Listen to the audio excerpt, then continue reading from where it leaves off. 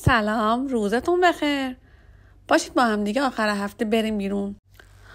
از اونجا که هوای اهواز به شدت گرمه تصمیم گرفتیم یه آیس کارامل خوشمزه و خنک بخوریم. بعدش یه چرخی تو بازار خوردیم و رفتیم یکی از مراکز خرید بزرگ اهواز. من یه سری کتاب لازم داشتم و یه سری نوشته افزارم تموم شده بود. تصمیم گرفتیم بریم یکی از نوشته افزارهای خوشگل و گوگلی اهواز و یه سری وسیله ازش خریداری کنیم. از اونجا که بخش هیجان و بازی بدنمون کم شده بود تصمیم گرفتیم بریم شهر بازی. بله، منو در صحنه دارید که طبق معمول نتونستم یکی از اون عروسک‌ها رو بردارم و فرهادی که همیشه برنده است. خودتون ملاحظه کنید. نتیجه شد این پنگوئن زیبا و من به شدت خوشحال.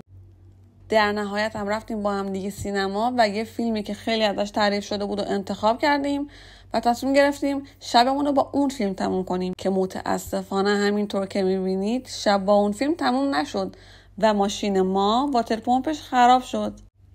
قشنگ تصمیم گرفت آخر هفته رو به خودش استراحت بده.